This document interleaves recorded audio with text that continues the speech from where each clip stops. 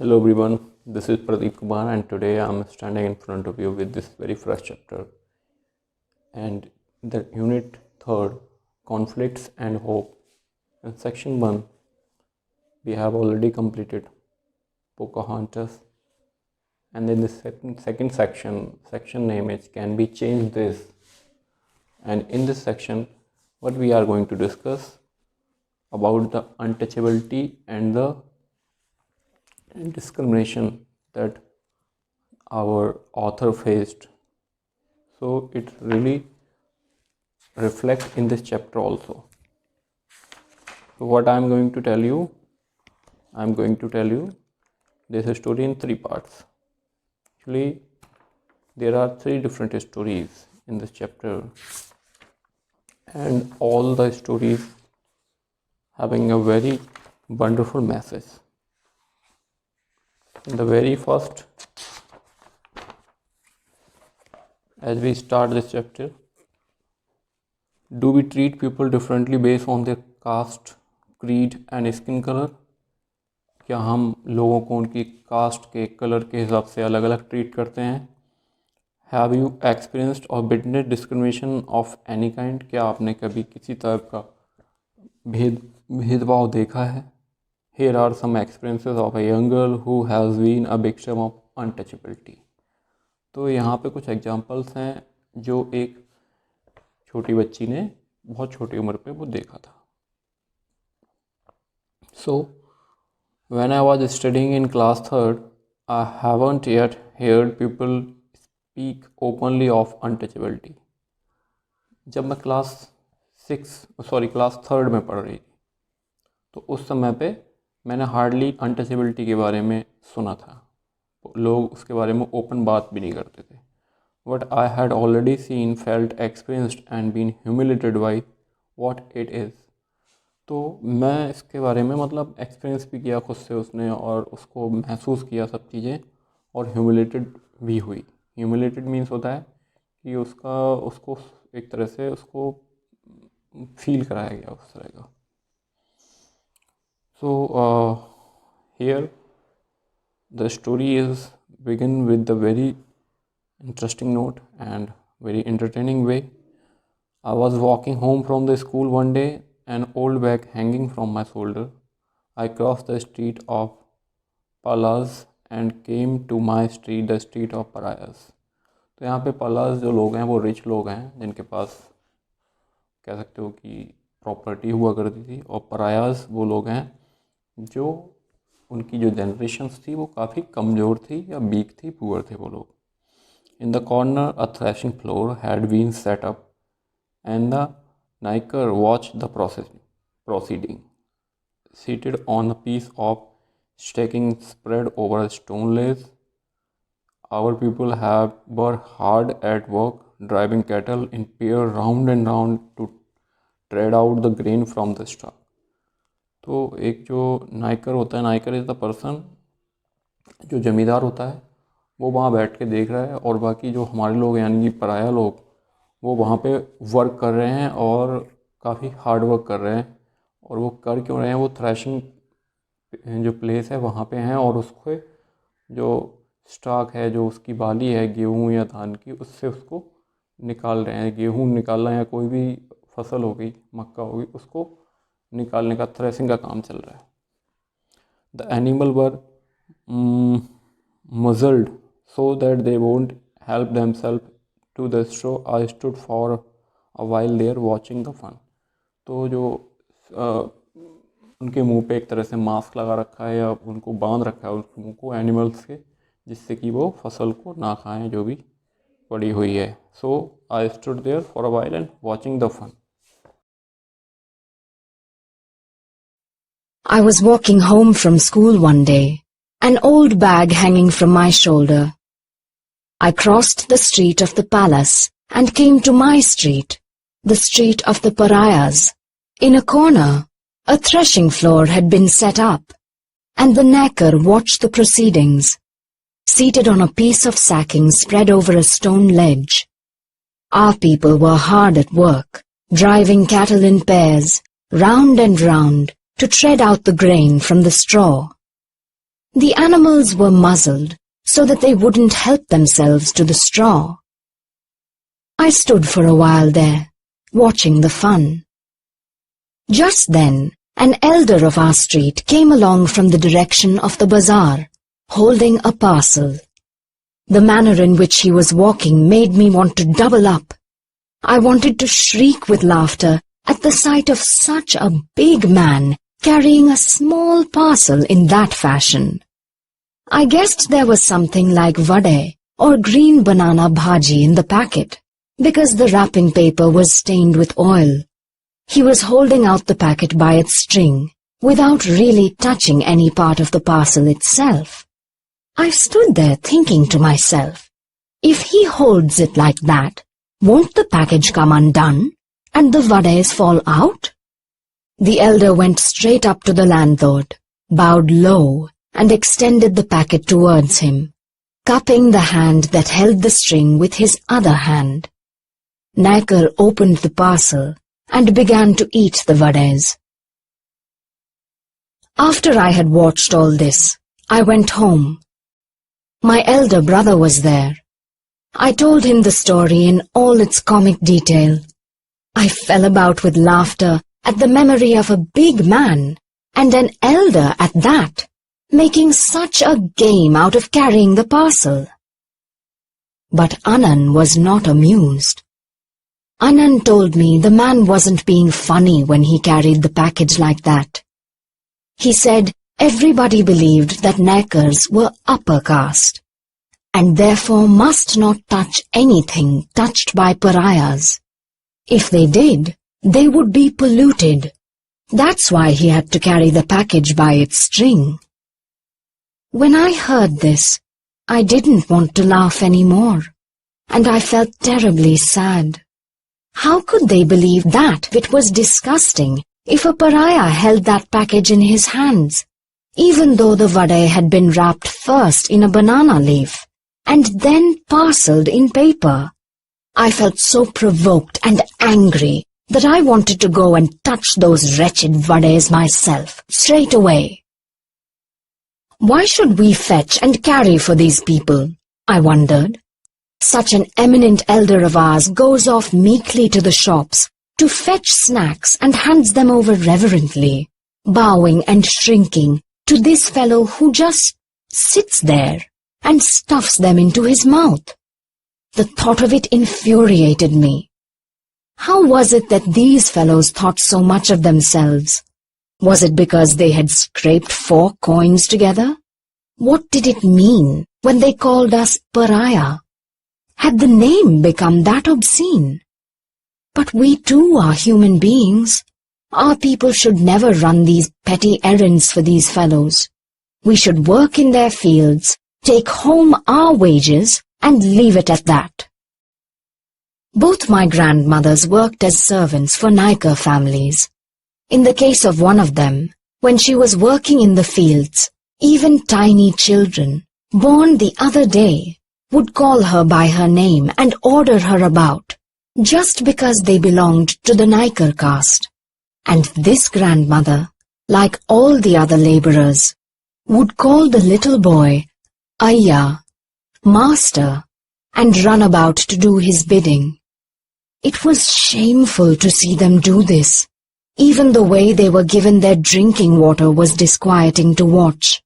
The Naikar women would pour out the water from a height of 4 feet, while Pati and the others received and drank it with cupped hands held to their mouths. I always felt terrible when I watched this. Now I think after watching the animated video, you must be having a clear picture of this society, and you might be having a clear thought about this chapter also. So after watching initially she found this scene comic. उसको बहुत हंसी आ रही थी, but जब उसको reality पता लगती है तो she found it disgusting. उसको बहुत बुरा लगता है कि उसको ये लगता है ये सब चीज़ें क्यों हो रही हैं, उसके साथ डिस्क्रिमिनेशन क्यों हो रहा है, एंड वो ये भी महसूस करती है कि हम सारी चीज़ें क्यों ला के दें उन लोगों को, और जो उनके बड़े हैं वो भी छोटों के सामने कैसे का मतलब उनको गो डाउन करते हैं और उनका पूरा सम्मान कर रहे हैं, जस्ट बिकॉज ऑफ दैट कि वो कुछ पैसे उन्होंने जोड़ लिए और वो हम लोगों को पराया कम्युनिटी का समझते हैं, और इस तरह से ये सारी चीज़ें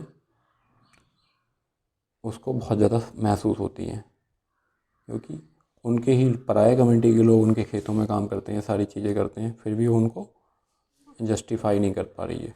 इस तरह से वो चीज़ों के लिए डिस्क्रिमिनेटेड फील करती है।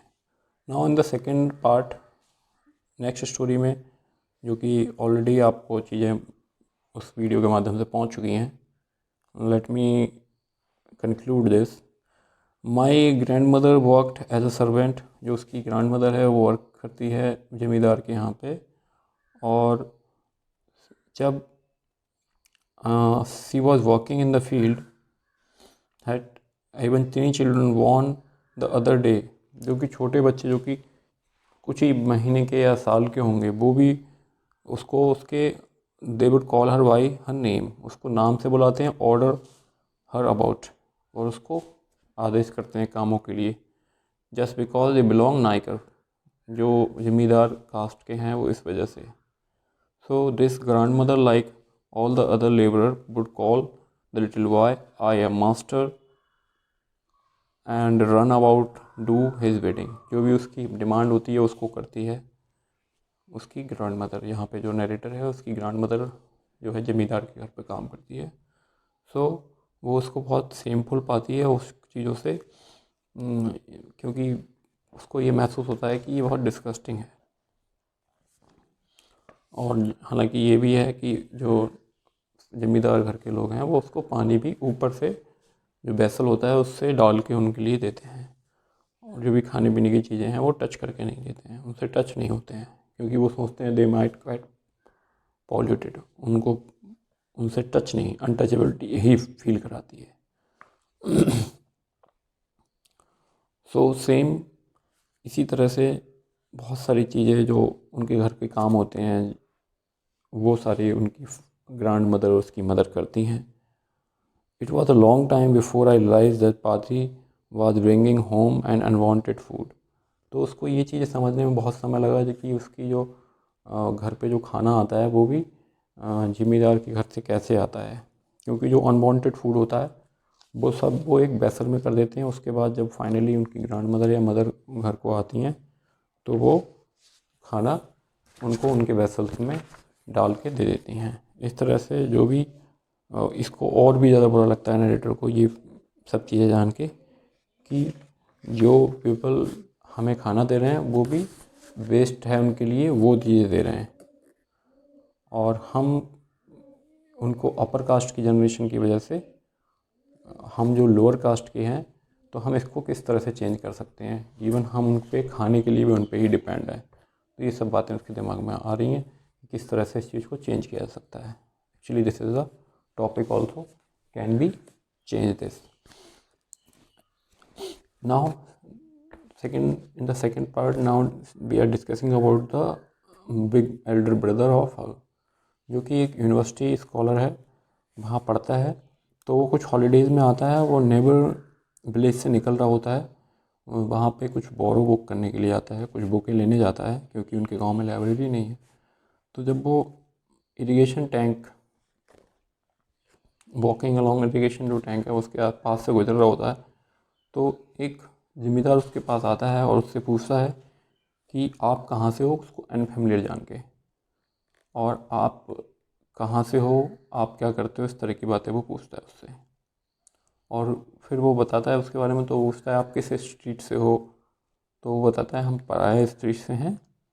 इस तरह से आई एम पराया from the cherry street.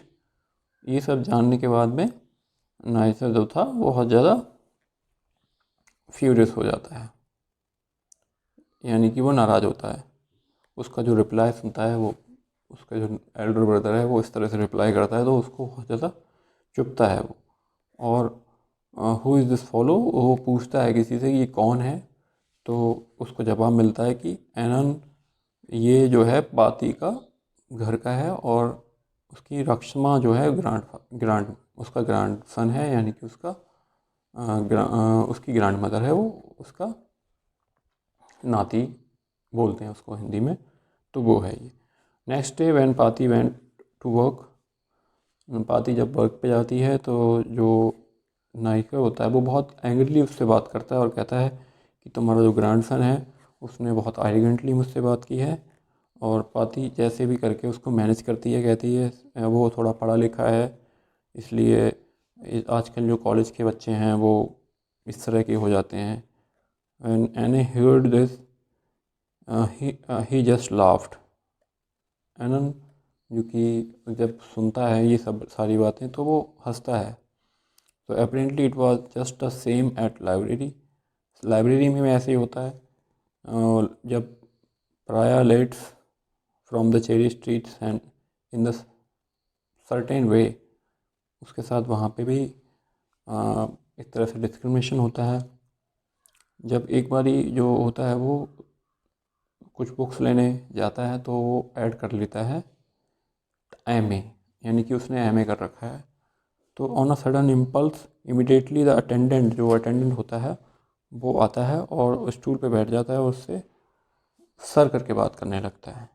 And and told all these thing, सारी बातें ये बताता है। Because we are born in Paraya जाति we are never gain any honour और डिग्निटी और रिस्पेक्ट। हमें जो पराया जाति में हम पैदा हुए हैं इस वजह से, ये कास्ट है, इस वजह से हमें ऑनर या रिस्पेक्ट, हमें डिग्निटी हमारी उसको सम्मान को ठेस पहुंचती रही है। और हम इसका एक ही तरीका है, तो हम इसको स्टडी करें और प्रोग्रेस करें तो हम इन चीज़ों को बदल सकते हैं। We can throw away these indignity, so study with care and learn all you can. जितना भी आप सीख सकते हो वो सीखो।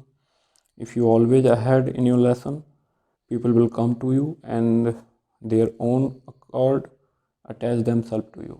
जब आप पढ़ने में अच्छे होगे तो लोग आपसे आएंगे, आपसे बात करेंगे, पूछेंगे। तो work hard and learn. These words of Anand spoke to me that day, made me a very deep impression, and I study hard with all my breath and being a fringy almost। बहुत ज़्यादा मैंने मेहनत की और पढ़ाई की। As Anand has urged, I stood first in a class।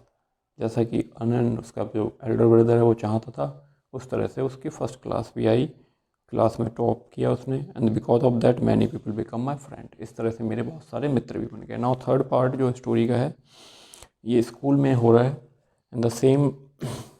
तो school में भी ये स्टोरी होती है। क्या होता है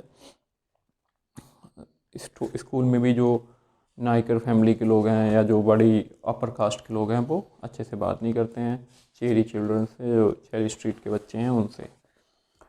और स्कूल में जो पलास और परायाज हैं उनमें डिफरेंस होता है। स्कूल जो था वो नाडर स्ट्रीट पे था। Everyone seems to think Harijan children were contemptible, यानी कि इट मीन्स जो हरिजन के जो बच्चे होते हैं वो not deserve any respect all, उनको कोई भी सम्मान नहीं देना चाहिए या वो डिजर्व नहीं करते हैं। But they didn't hesitate to use as cheap labour. तो हालांकि वो हमें एक चीप लेबर के रूप में, यानी सस्ती लेबर उपलब्ध हो जाती है, इसलिए वो हमारा यूज करते हैं। And so we carried water to the teachers house, we watered the plant, we did all the chores and were needed to the school.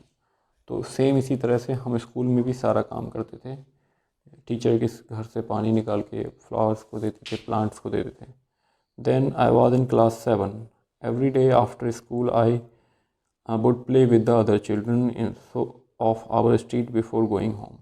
तो जब घर जाते हैं पहले हम खेलते थे वहाँ पे। There were 2 and 3 children who were related to me and जो related थे, और other boys and girls who always played together as a group। हम कुछ ही बच्चे थे जो हम एक साथ में खेलते थे। One day we were playing in the big neem tree in front of the school, hanging like bats upside down from the branches। तो हम पेड़ पे खेल रहे थे एक दिन। After while we started another game। उसके बाद हमने एक नया गेम शुरू कर दिया। Running right on the coconut palm and touching its tip. तो जो कोकोनट का ट्री था उस पर चढ़ के उसकी टिप को छूना था। इस तरह का एक नया गेम हमने शुरू किया जो कि स्लैंट वाइज था, यानी कि वो झुका हुआ था एक तरफ को, at the convenient angle. If you come running along the distance, अगर आप बहुत तेज़ी से दूर से आते हो तो आप उस पर चढ़ सकते हो। इस तरह से ये गेम चल रहा था। और एक्साइटमेंट काफ़ी था उन लोगों में, तो इस तरह से वो ये कर रहे थे. Those who come later grab it and gave it twist before climbing down. तो वो ट्विस्ट हो जा रहा था बार बार जब उस पर चढ़ रहे थे ऊपर तक. At the time I got there, coconut fell at my touch. मेरे छूते ही वो गिर गया. Dropped with a thud.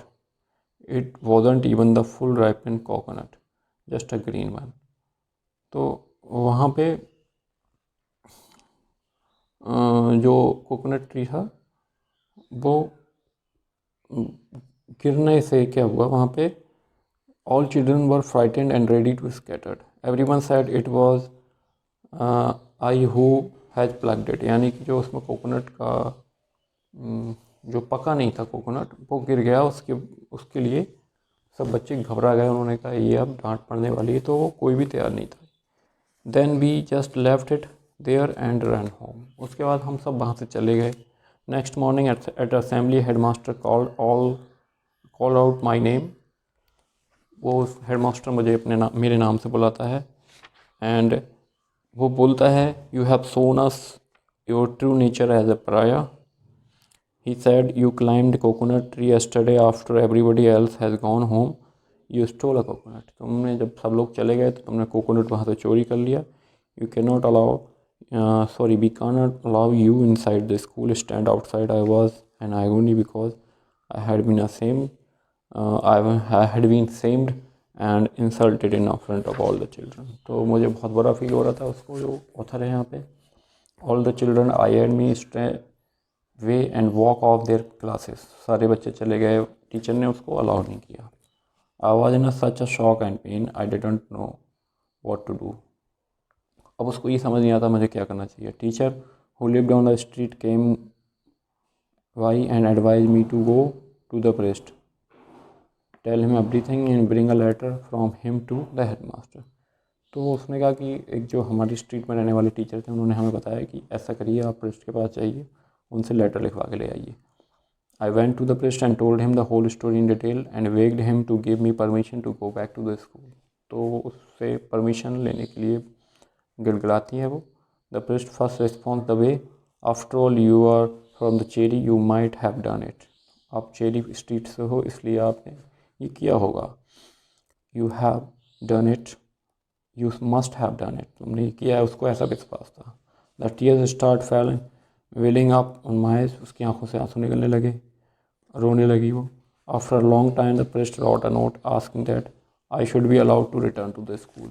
तो उसने ये नोट दे दिया कि आप स्कूल जा सकते हो. When I took it as a headmaster, he abused me roundly. तो जब उसको दिया तो फोर्सफुली और क्लियर मैनर में वो अब्यूज़ करने लगा teacher, using every bad word that comes in his mouth. जो भी उसके वर्ड माउथ में आ रहे थे, मुंह में आ रहे थे, वो बोल रहा था. And told me to go to my classroom. और मुझे बोला कि मैं क्लासरूम जा सकती हूँ. When I enter the classroom, the entire class turn up around, look at me and wanted to shrink into myself as I wanted to set on my branch still peeping. तो सारा जब class में जाती है तो सारा class उसकी तरफ देखता है और इस तरह से वो बहुत ज़्यादा ह्यूमिलेटेड फील करती है और वो रोती है वहाँ पे. तो ये एक्सट्रैक्ट है कारुकू. ये एक ऑटोबायोग्राफी है बाय युहामा. तो वहाँ से ये उसका एक पार्ट लिया गया है students. I hope you had better understanding of this chapter now. Thank you students. Take care. Bye.